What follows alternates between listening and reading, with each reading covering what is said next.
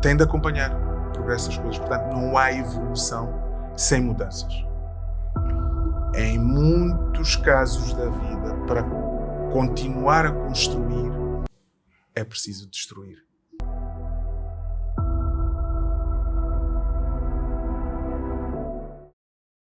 Elevar a liderança e amplificar vozes através das estratégias e os desafios dos gestores e dos líderes executivos é o desafio e o objetivo principal do nosso podcast. Eu sou o Preto, sejam todos bem-vindos ao Caminhos do Executivo. Hoje trazemos um tópico positivo em termos de interesse. Iremos focalizar em liderança e gestão executiva e trazemos para este segundo episódio um convidado com longas bagagens nestes segmentos, que é o Elton Schemann. O Elton é um destacado executivo na indústria petróleo e gás, com uma sólida reputação, quer nacional, quer internacional. Ele é também fundador da primeira plataforma integrada de conteúdo local, ACLM, que também preside a mesma. É também conhecido e reconhecido pelo seu papel importante com características e habilidades de liderança fora do normal. Assume várias posições de liderança em vários grupos em Moçambique. Traz desta experiência à liderança destes grupos estas habilidades de forma a tornar empresas, organizações mais sólidas. É um grande defensor de causas nacionais e promotor do desenvolvimento socioeconómico sustentável. Elton, bem-vindo. Muito obrigado, é um prazer estar aqui. O nosso podcast é basicamente focalizar neste aspecto de liderança com a conjugação de gestão executiva. Iremos tocar em vários pontos que têm a ver com estes dois tópicos e tentar perceber de si as suas opiniões, o seu forma de pensamento, enquadramento, tudo no contexto da nossa sociedade moçambicana. Para fazermos um kick-off rápido já, em termos do aspecto que queremos discutir hoje aqui, eu gostaria de saber de si qual é a melhor definição de liderança que o Elton tem para si próprio.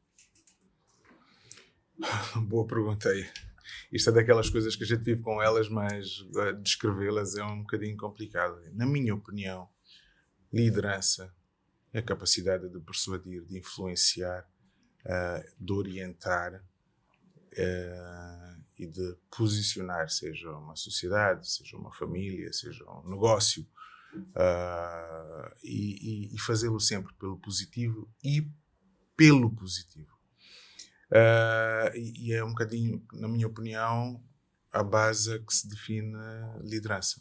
Apesar de que há lideranças por outras coisas negativas, mas é tudo em torno da capacidade de persuadir e influenciar. Ok. E o que é que para si é uma gestão executiva? Olha, uma gestão executiva é... Como é que eu diria isto? A gestão executiva num todo, grupo, ou gestão executiva na cabeça do líder? Na cabeça do líder. Na cabeça do líder, ótimo. É mais uma vez a capacidade que o líder tem de orientar a sua equipe, o seu ecossistema de trabalho para um propósito, para um fim, sobre uma linha diretiva e de estimular os diversos intervenientes em torno de si, em torno do seu negócio, em torno do seu ecossistema, para que dentro de um procedimento pré-estabelecido possam mitigar algumas situações e evitar que se descarrile e fazer com que todos andem juntos em prol de uma causa. Ok, ótimo. Preto, e como é que essa liderança na gestão executiva difere dos outros tipos de liderança? Como é que vê essa questão?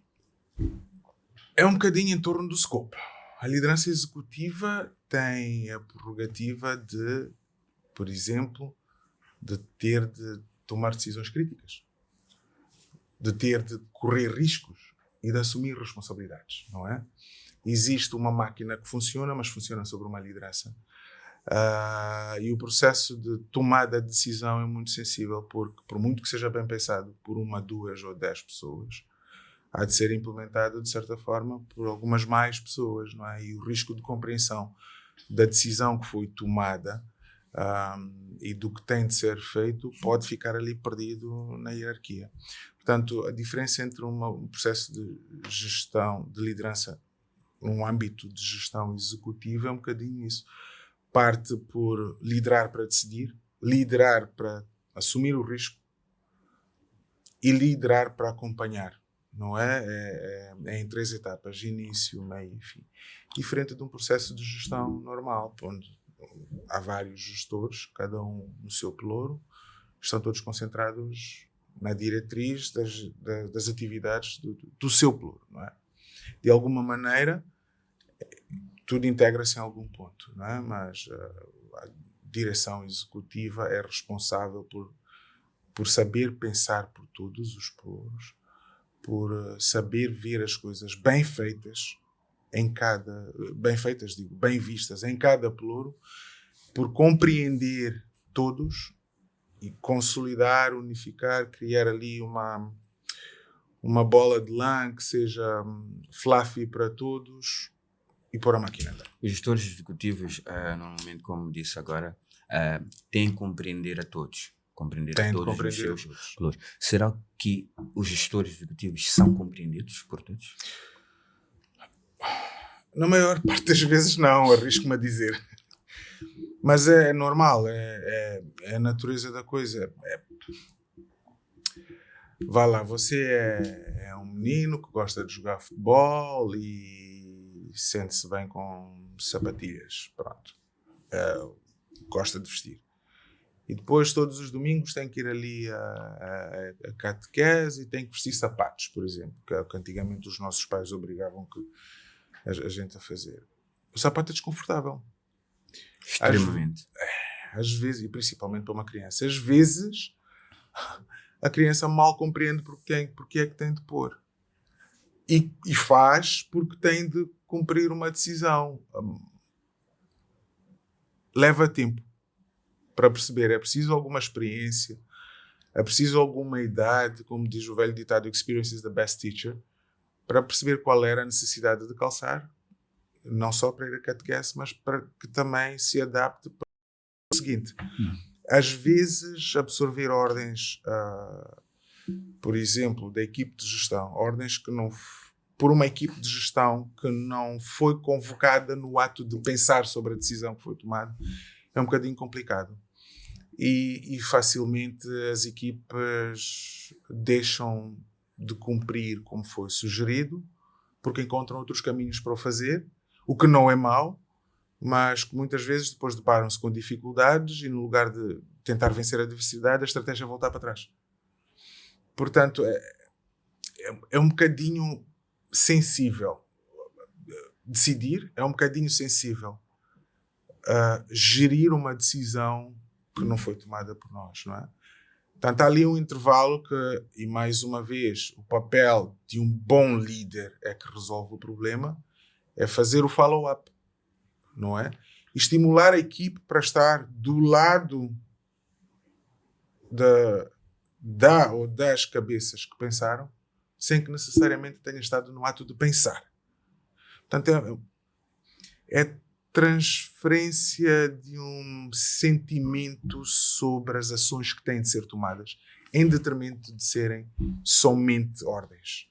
Falou aqui do bom líder. Considera-se um bom líder? E quais são, na sua opinião, as características que um líder deve ter para se tornar extremamente eficaz? Eu fazia essa pergunta em 2 momentos. Um momento do que é o Elton hoje, com a experiência de liderança que já teve, e um momento antes de ter esta experiência de liderança.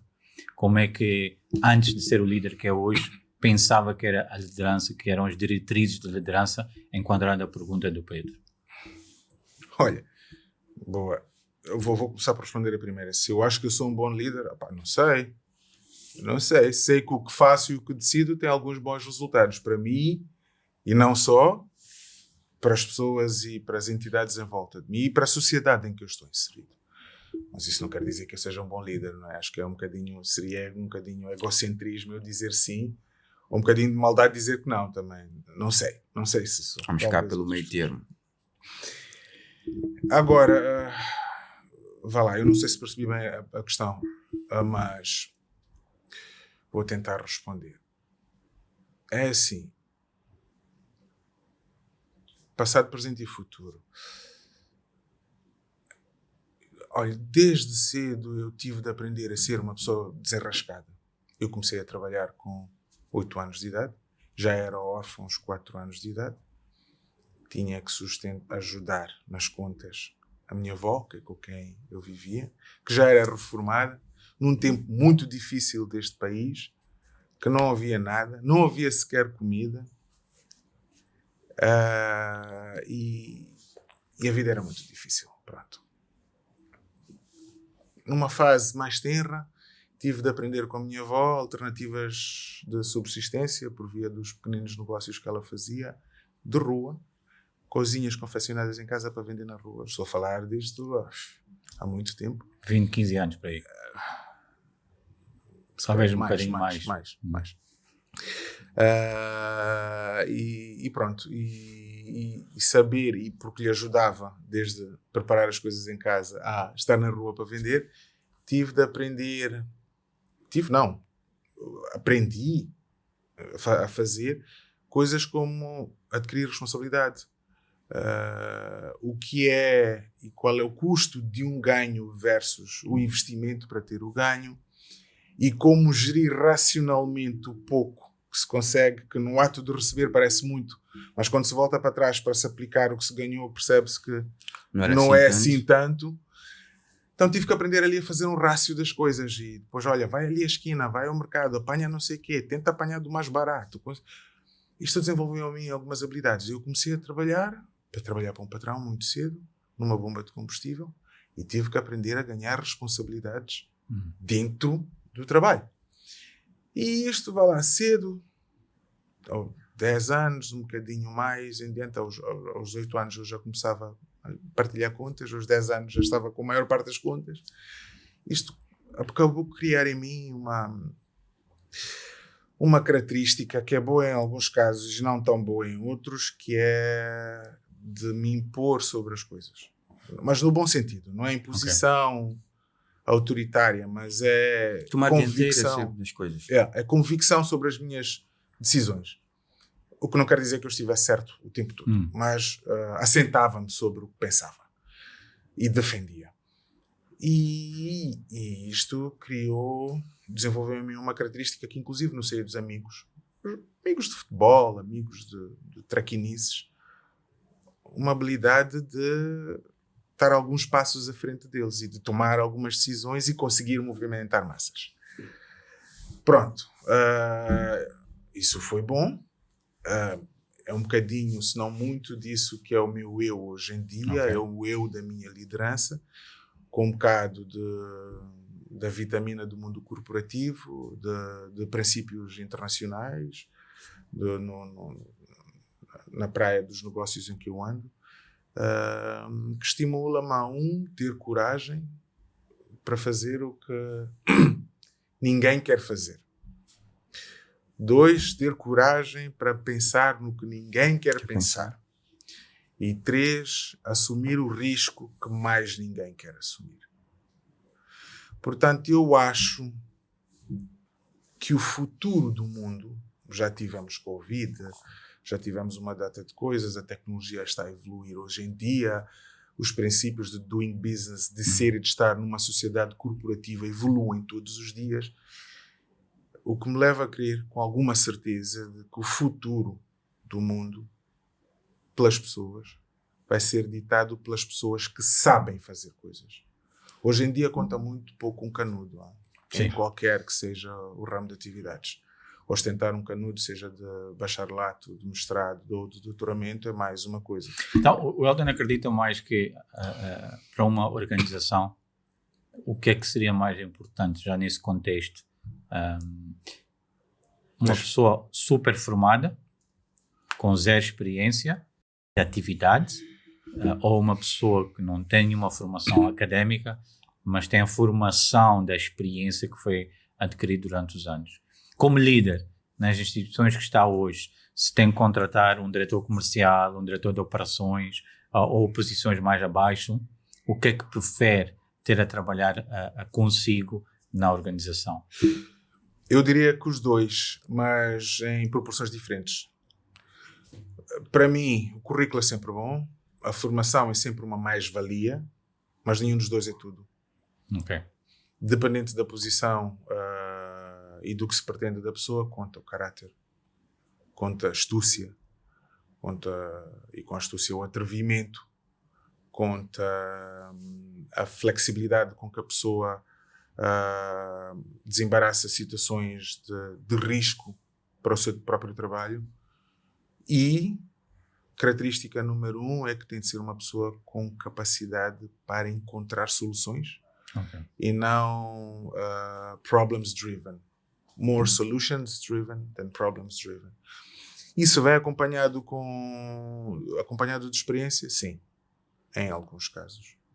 Em outros casos, alguma experiência mínima já te coloca meio caminho andado.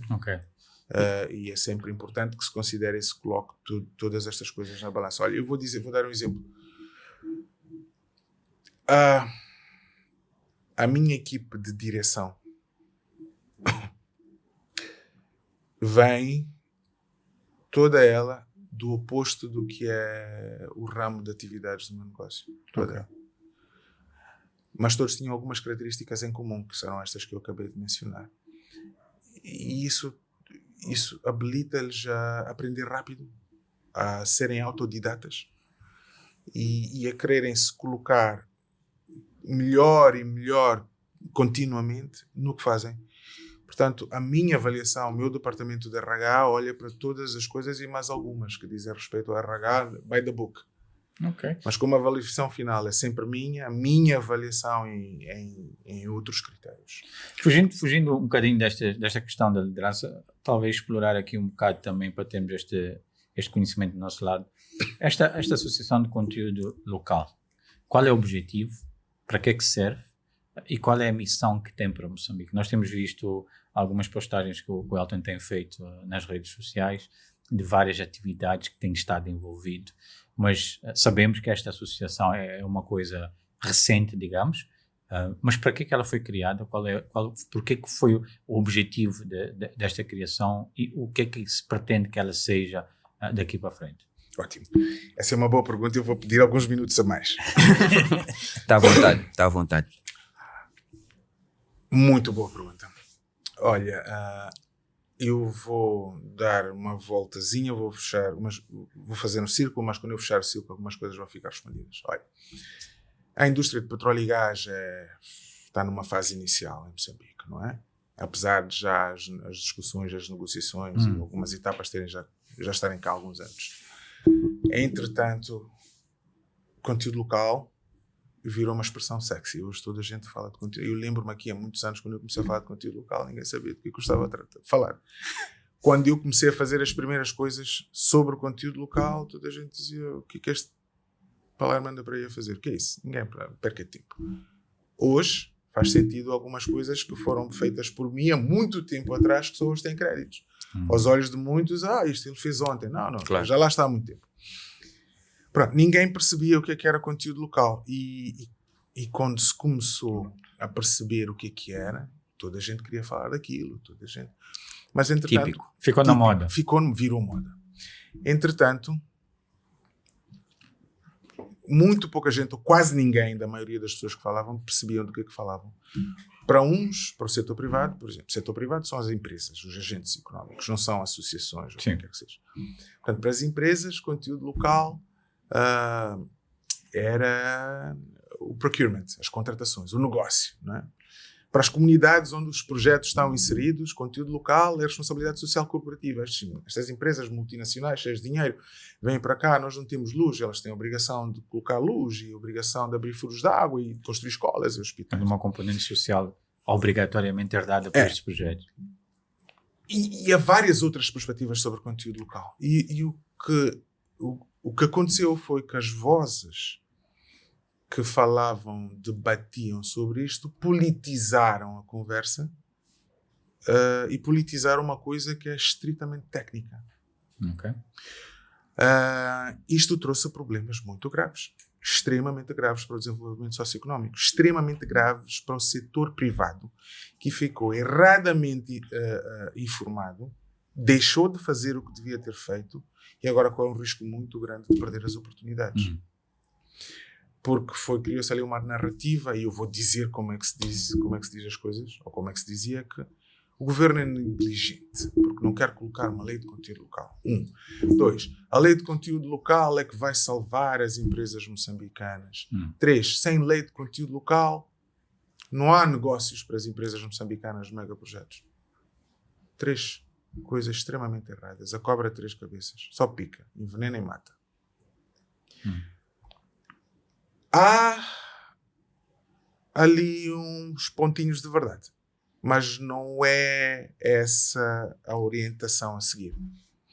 E eu podia dar vários exemplos. Por exemplo, o Brasil é referência de conteúdo local no mundo, top 5.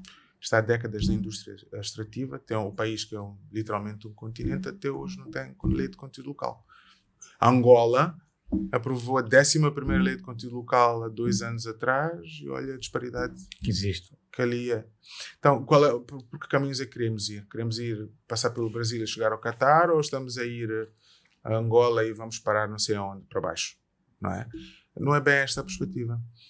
E daí apareceu a necessidade de se criar a Associação de Conteúdo Local com experts da indústria de petróleo e gás e com experts em desenvolvimento, melhoria, empoderamento e enquadramento das empresas moçambicanas nos megaprojetos da indústria extrativa.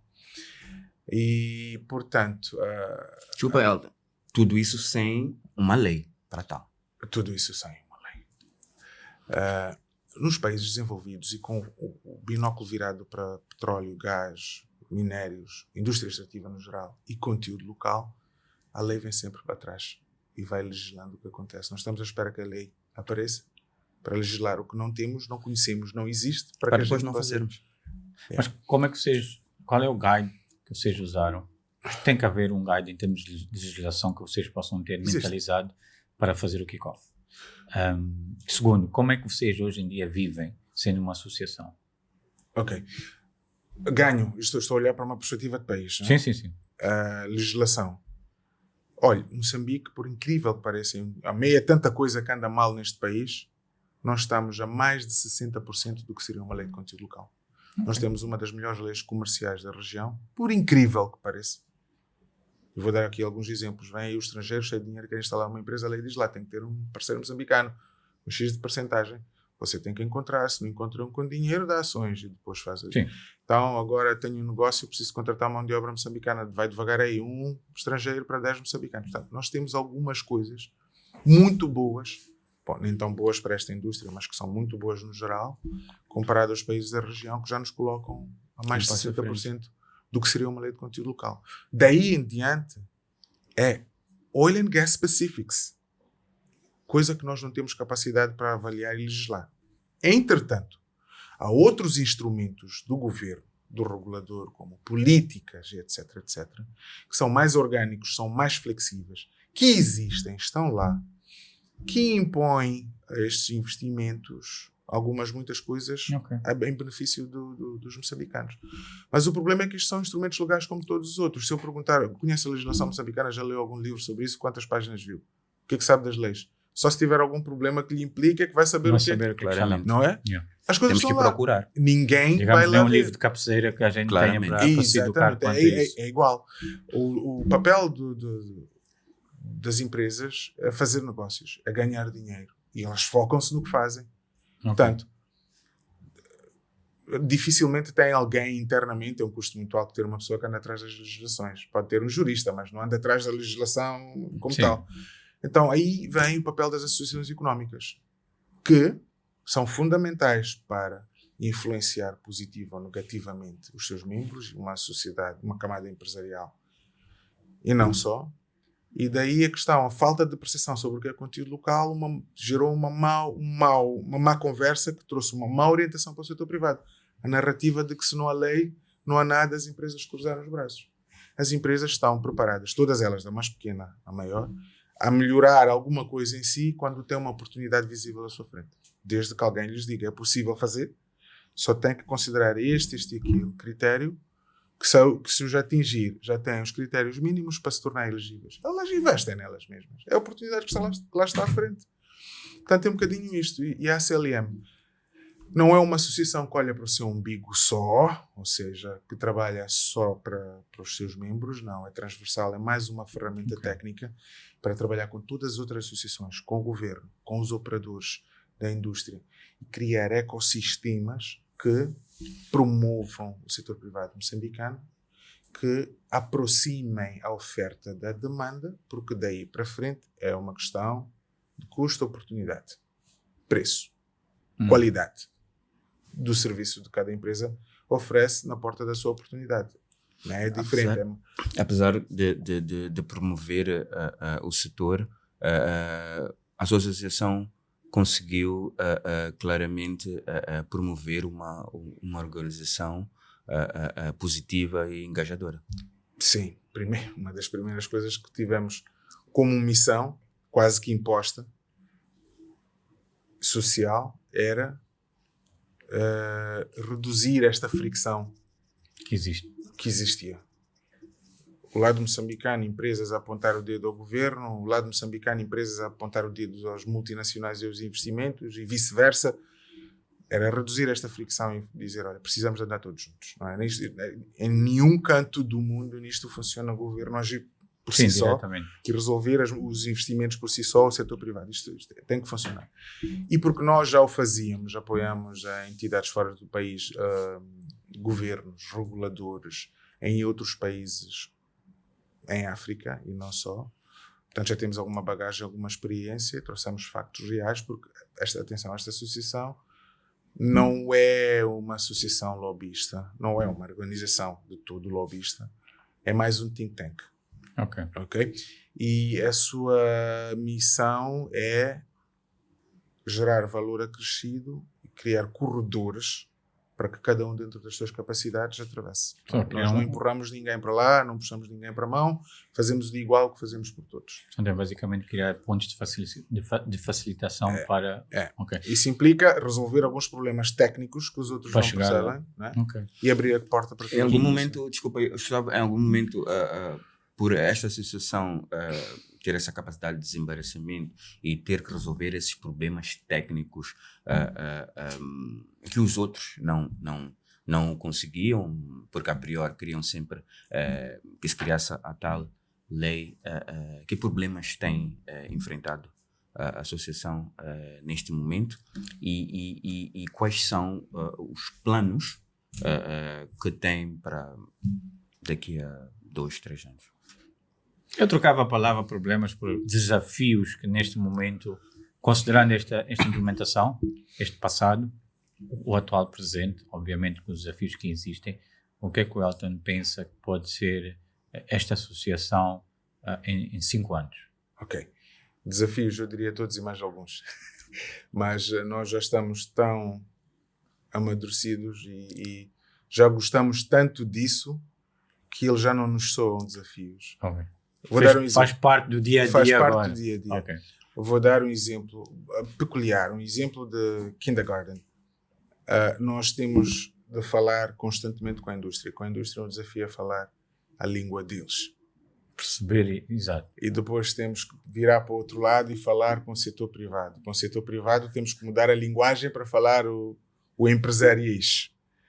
E depois temos que falar com os outros. Só isso, a comunicação, a conciliação de informação e a simetria de informação já é um desafio. Imagina o resolver o mesmo problema na perspectiva de um e depois ter de virar e resolver o mesmo problema na perspectiva do outro e de outro, para criar ali uma solução que dê para todos. Só isso, acho. Falando em soluções, uma das coisas que nós conseguimos perceber nas suas características como líder, que sobressai a olho nu, é na minha opinião, são duas. É o fato de gostar e assumir riscos, e é o fato de, como líder, assumir responsabilidades. A minha pergunta nesse torno é como é que consegue consolidar a questão da posição na associação com as outras 3 posições que tem a nível empresarial? Como é que consegue arranjar tempo para situações de trabalho, obviamente, quer locais, quer em viagem, e consolidar isto com a gestão familiar, o tempo com a família? Boa. Como é que consegue aplicar esta capacidade? Porque nós conseguimos perceber que o Sheyman é uma pessoa dedicada ao trabalho. Ainda ontem esteve em viagem, mas também queremos perceber como é o Sheyman líder em casa. Boa. Bom, o Gustavo citou três entidades a que eu lidero. Não, são mais. Na verdade, são muitas mais. Eu tenho, neste momento, eu sou o presidente da Associação de Conteúdo Local de Moçambique, presidente da Comissão Empresarial Moçambique-Namíbia, que é bilateral. Sou presidente do Conselho de Administração de um grupo de empresas que é o grupo das minhas empresas, é o meu grupo de empresas que é a CH, e ao mesmo tempo tenho que dirigir gestão de linha 5 das empresas do grupo. Okay. Entretanto, também faço parte do African Content Committee. Okay. Tenho uma missão continental para conteúdo local e também sou advisor do governo provincial de Cabo Delgado, portanto é muita coisa. Mas, se é difícil de gerir, sim, se calhar alguém tentar hoje fazer o que eu faço como eu faço, pode ser que seja difícil, mas qualquer pessoa pode fazer ao fim de algum tempo. É uma questão de flexibilidade na gestão do tempo. E hoje em dia, a figura do Elton Sheyman é o que é, porque tem uma equipe por trás. Portanto, o meu padrão de gestão é totalmente descentralizado.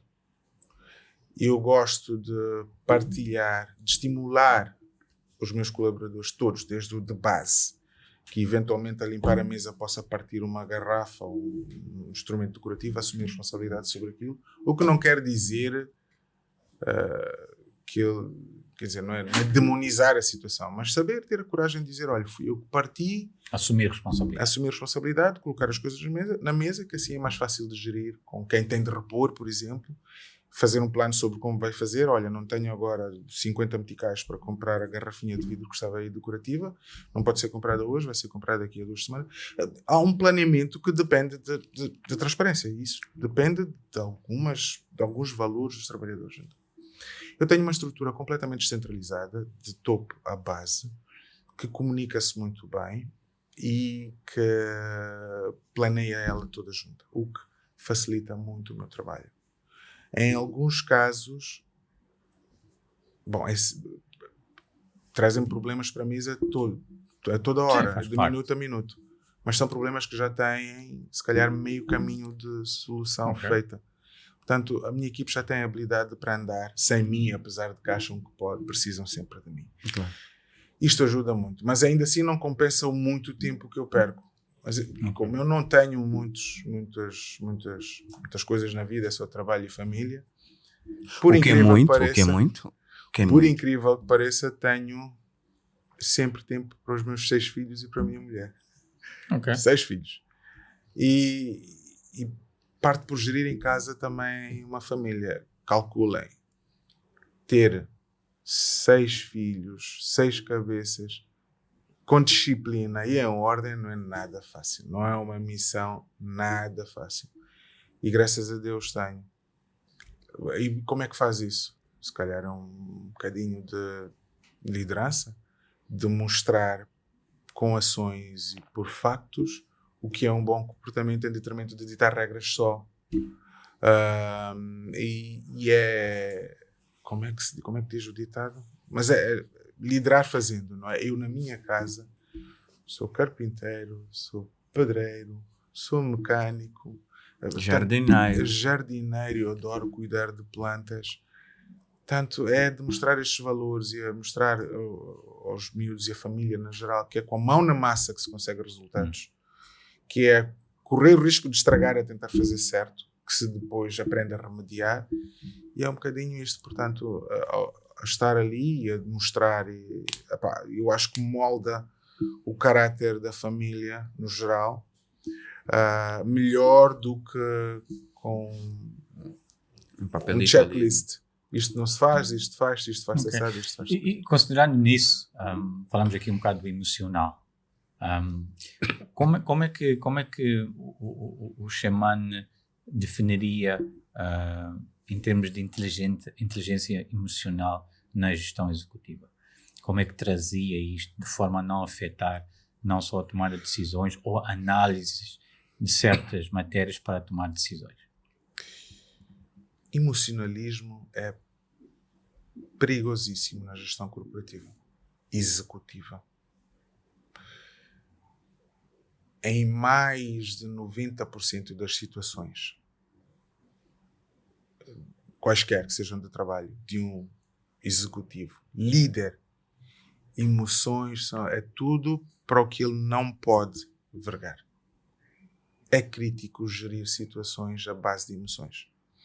Portanto, um processo, um posicionamento de estratégia de um líder, de um executivo, gestor, é tomar cuidado com os seus próprios sentimentos. Porque, por prática, estou a dizer por prática porque a minha experiência, não sei se isso está escrito em lado nenhum, na maior parte das vezes que se vai tomar decisões pelo sentimento, dá tudo para o torto. Tudo.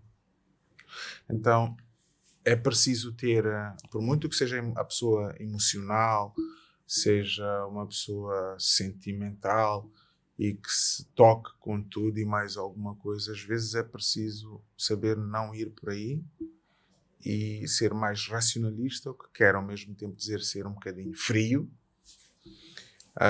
Às vezes passa por ser uma pessoa desumana, mas para corrigir um problema e para um bem comum daí em diante. Okay. Permita-me, Gustavo, permita-me recuar um bocadinho no tempo, quando da pergunta do Gustavo, em que ele mencionou só 3 posições suas e bem disse que fazia mais do que isso, mas tocou num assunto que eu disse... Uma curiosidade. Qualquer um pode fazer. Eu tenho que discordar disso, porque o xamã está a mostrar nesta entrevista e mostra na sua vida toda que é um líder nato. Começou com 8 anos a trabalhar e a ser líder de sua vida, de ser líder da sua família. Que conselho deixa neste momento para todos nós que estamos aqui a ouvir e para quem, em meio às adversidades, talvez queira desistir? Foi uma adversidade para si de ser órfão aos 4 anos, ter que ajudar a sua avó aos 8.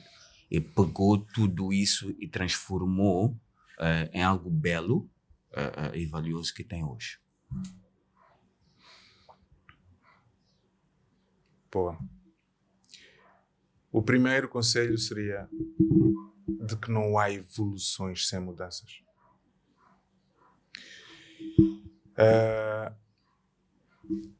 Então você ascende a subir da posição de gestor para diretor e quer continuar a pôr sapatilhas quando na posição de diretor tem que comunicar com o mundo corporativo fora, não pode.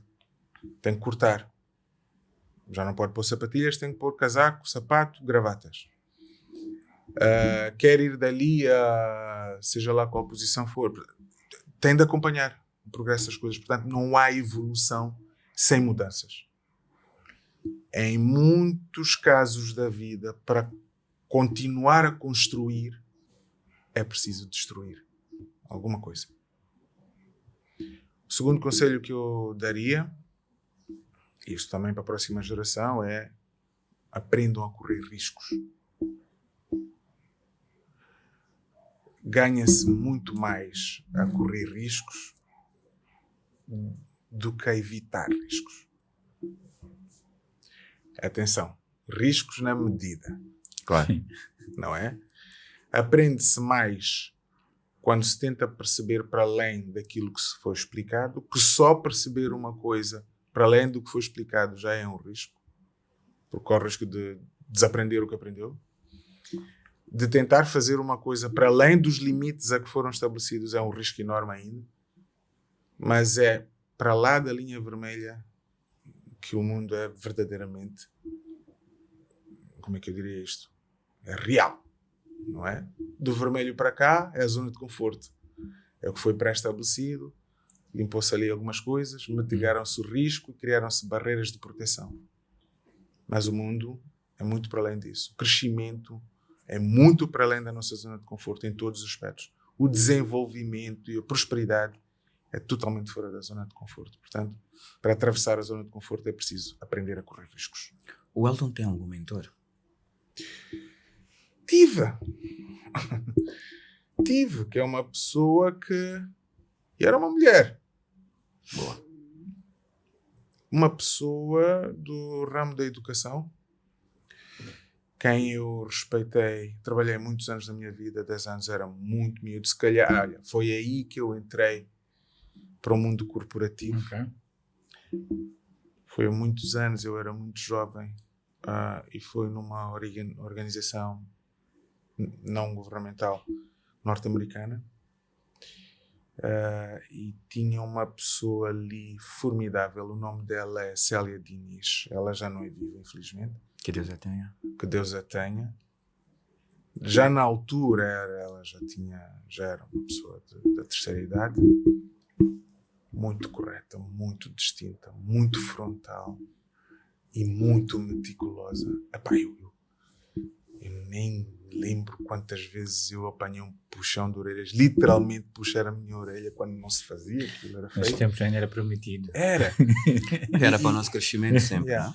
Mas era uma pessoa extremamente disciplinada, que fazia valer os seus valores e princípios, que se assentava em torno de valores e princípios acima de qualquer outro ganho monetário, material, ou seja lá o que for, e que ia contra tudo e todos se fosse para o bem da maioria. Ok. Portanto, eu aprendi com essa senhora a trabalhar no mundo corporativo, a gerir situações e adquirir muitos valores como transparência, integridade, honestidade, coisas que infelizmente estão a perder-se cada vez mais rápido hoje em dia. Hoje em dia, conseguiria citar a alguém que pudéssemos pôr no mesmo patamar da saudosa Célia Diniz? De caráter, por incrível que pareça, Samora Machel. E esta pessoa é do tempo do saudoso presidente Samora Machel. Era uma pessoa muito imponente. Era mulher, mas em toda a minha vida nunca um dia lhe vi de saias. Vestia-se a homem. Calças, camisas masculinas, acessórios masculinos. Portanto, tem uma imagem bastante forte É. e transmitia essa imagem forte. E era Ok. uma pessoa que se impunha perante tudo e todos, estava pouco se importava. Mas era de ser autoritária? extremamente autoritária, pronto. Extremamente autoritária. Se calhar essa é a palavra correta. Mas conhecia os seus limites. Claro. E não permitia que ninguém os atravessasse. Portanto, era uma pessoa com noção de até onde podia ir, até onde podia saber. Exatamente. E era assim na sua vida pessoal, era assim na sua vida social, era assim Ok. na sua vida profissional. E era meticulosa em tudo também. Ok, Inclusive interessante. no trabalho. Eu lembro, olha, essa pessoa até a escrever voltou a ensinar-me a fazer. Olha, isso que você aprendeu, isso era da escola. Meu querido. Aqui no mundo corporativo escreve-se assim, comunica-se. Então foi um aprendizado muito bom. Falando nesta questão de que ela defendia o que era vantajoso para todos e não para uma única pessoa, acha que esta pessoa também lhe deu a bagagem que hoje em dia tem para transferir a cultura organizacional das empresas onde o Xamã está a passar essa cultura organizacional para os restantes funcionários? Pelo que eu percebo, ela o fez. A minha pergunta é esta: como é que o Elton, e porquê que o Elton pode achar que a cultura organizacional é um aspecto de extrema importância nas empresas e porque que acha que pode haver motivação de nós, como funcionários dessas empresas, sabermos como nos posicionar também neste mundo corporativo, e eu falo em genérica de todas as empresas onde está. Como é que vê essa vantagem a ser usada como líder para motivar a pessoa que trabalha para si? Boa. Uma coisa das empresas é o perfil empresarial, o perfil organizacional. Outra coisa é a cultura organizacional. A cultura organizacional é o espírito da coisa, do bem-estar ou do mal-estar dentro da sua empresa. Sim. Não é? Se, por exemplo, regra interna de uma empresa permite que o colaborador de base, de topo ou de intermédio possa, em um dia que não tenha compromisso com o exterior e que não venha ninguém do exterior para dentro, trabalhar de calças jeans e camisete, apesar de ser um diretor, o que lhe deixa mais à vontade para se concentrar no trabalho que tem de ser feito no paperwork, se isso lhe é permitido, só isso já lhe cria algum conforto e estimula a gostar de fazer o que faz. Se, por exemplo, a empresa tem um espaço de entretenimento para os seus colaboradores, onde, apesar das suas hierarquias e dos andares do edifício, toda a gente, algum dia do mês ou da semana, se encontra naquele momento a uma hora X para ter alguma atividade interativa relaxante, isso já cria um ambiente de interação humana entre as pessoas, onde elas aprendem e cultivam o princípio de respeito mútuo, independentemente da sua pele, de cor de pele, da sua religião, da sua raça. Ou seja, quebra algumas barreiras de gelo e aproxima mais as pessoas como pessoas antes de serem profissionais. O que já lhes conforta para, como profissionais, colaborarem para ajudar. Seja o de cima que ajuda o de baixo, a intenção é que as coisas corram bem para todos. Não é? Portanto, estas pequenas coisas, bom, tem esses exemplos muito banais, mas a cultura organizacional é o espírito do bem-estar dos colaboradores de uma empresa. O que pode acelerar ou impulsionar a sua dinâmica de trabalho ou pode retrair. Não é? As empresas hoje, muitas das empresas, e sobretudo as grandes empresas com um volume de trabalhadores muito grande, têm tendência a ter muita rotatividade. Okay. E normalmente quando uma pessoa sai de uma empresa para outra, em alguns casos, em muitos casos, nem é porque às vezes tem uma proposta de salário melhor. Sim. É porque estava cansado do ambiente de trabalho de onde vinha. Cultura. E, entretanto, esteve lá muito tempo e quem perde é a empresa. Portanto, a cultura de trabalho serve para mitigar este tipo de situações e de perdas de quadros da sua própria empresa e individualmente estimular a todos a fazerem para além do seu salário. E nesse aspecto, que conselhos daria, por exemplo, aos líderes dessas empresas, por forma a mitigar essa questão? O meu conselho seria: olhem para as vossas empresas, olhem para o vosso pessoal, conheçam a todos e tratem-os pelo seu nome. Desçam abaixo para conversar sobre as dificuldades de cada departamento ao nível mais baixo. Conheçam a velocidade a que as vossas ordens descem para que sejam cumpridas. Percebam a dificuldade de implementação, diria, das vossas ordens do guião. As políticas, processos, procedimentos e por aí adiante. Isto costuma vir em relatórios, mas nem sempre os relatórios espelham a realidade da coisa. E por vezes não chega também cá mais abaixo. Acha que nós, em Moçambique,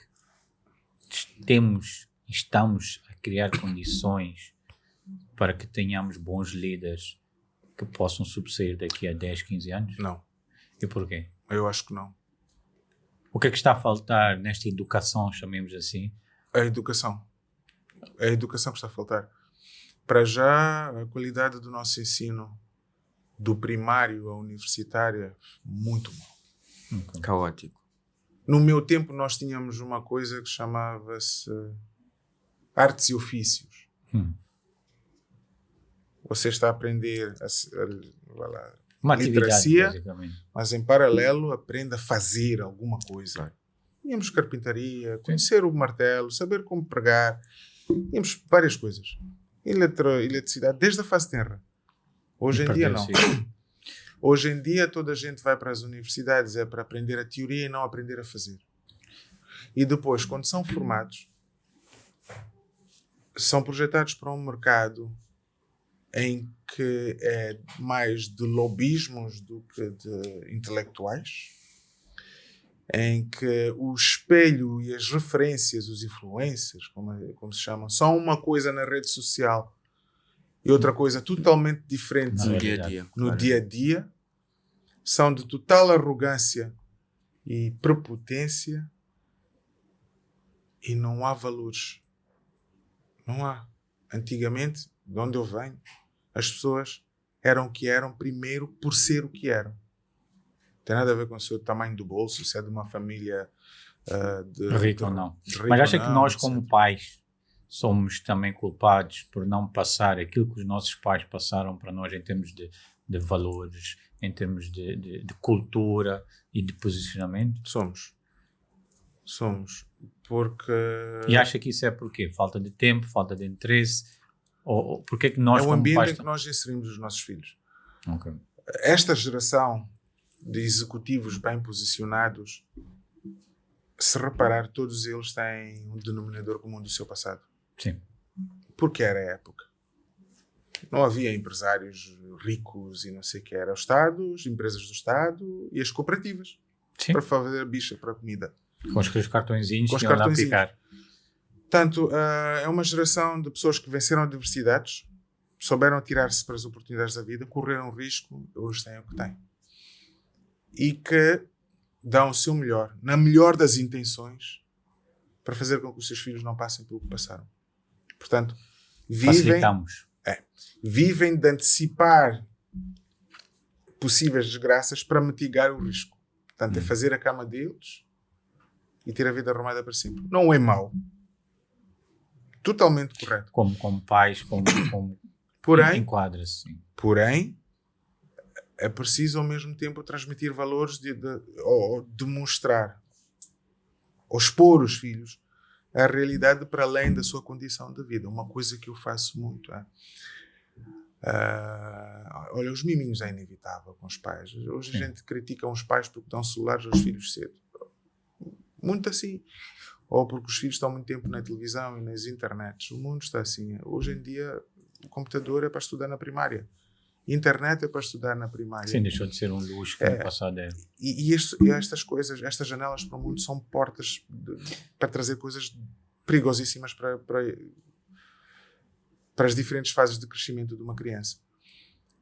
E é preciso que os pais estejam atentos. Às vezes eles não veem coisas, conteúdos feios e depois apagam. O pai vai lá para inspecionar o telefone, já não tem nada, mas já viu. Sim, já consumiu. Portanto, tem que acompanhar a evolução do caráter do filho ou da filha e incuti-lo sempre valores para que as crianças possam aprender a distinguir o certo do errado. Numa época em que certo e errado é totalmente diferente. Hoje, Diferente. Qual foi a pergunta mais complicada que teve que responder em termos do posicionamento de Moçambique vinda para um dos seus filhos? Qual foi a pergunta que ele tenha-lhe feito e que o Elton engasgou-se em dar uma resposta porque ou não era a altura correta ou a resposta que podia dar não podia, de certa forma, ser percebida por ele? Perguntou-me, fez-me essa pergunta um dos meus filhos mais novos, que tem 6 anos agora, mas já me perguntou há algum tempo, quando começou a escola.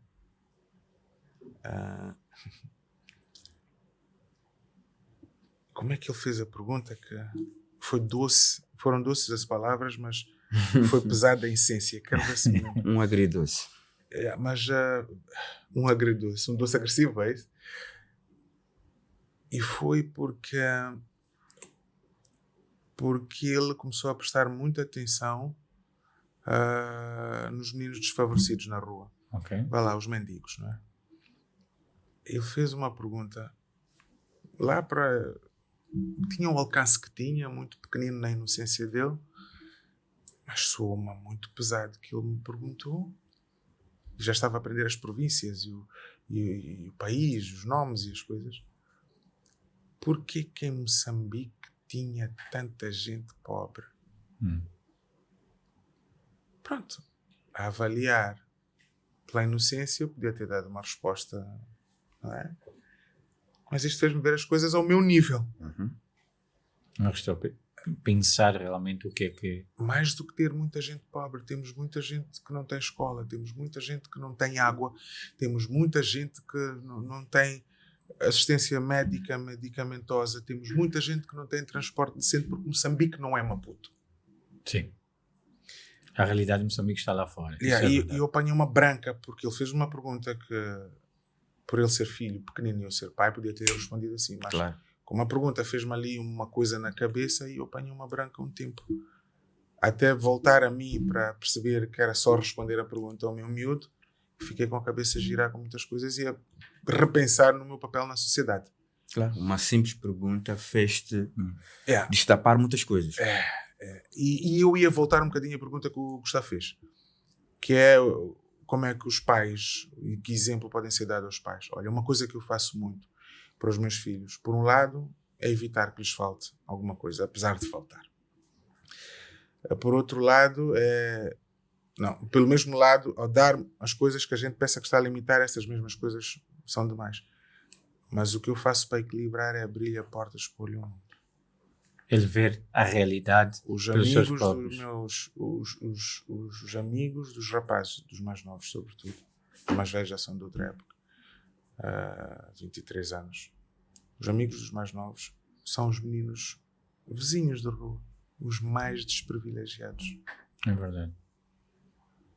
E eu permito que eles entrem em casa, que compartilhem, que sentem-se à mesa todos juntos e comem, comam, que partilhem os brinquedos, que joguem a bola juntos, que se sujem, que ele faça mesmo, e que ele vá lá para conhecer a realidade, para comer do que a família do outro põe à mesa, para aprender a não distinguir as coisas pelo how fancy it looks, e aprender a gostar até, ou a conhecer e a respeitar as realidades mais difíceis. Valores. E saber contribuir e partilhar. Valores é algo que eu vou reter muito nesta entrevista. Eu gostaria que o ser humano continuasse assim, a procurar por ser melhor cada dia que passa, a pautar por ser uma pessoa com valores, com princípios, que corre riscos, mas que riscos com medida, como o Elton disse, e nós poderíamos ficar aqui nesta aula importante para nós muito tempo, mas tempo é dinheiro sempre, e resta-nos agradecer pela presença do Elton, pela disponibilidade. Mas se calhar, antes de finalizar, uma última pergunta. Temos tempo, Wilson? Temos tempo. Wilson, temos tempo? Duas, basicamente. 10. Uma rápida. Quem que recomendaria aos seus filhos que se espelhassem hoje para que pudessem moldá-los para amanhã? Essa é a primeira. Na nossa sociedade? No mundo inteiro, quem é que vê como uma figura de exemplo real, que tem estes valores todos que a gente cobriu aqui, que eles possam olhar, espelhar-se e realmente tirar proveito desse? Essa é a primeira pergunta. De ideologia, não é? Sim, sim. Eu apontaria para uma pessoa já não viva, se calhar seria o Nelson Mandela, que traz ou levou consigo um bocadinho de tudo.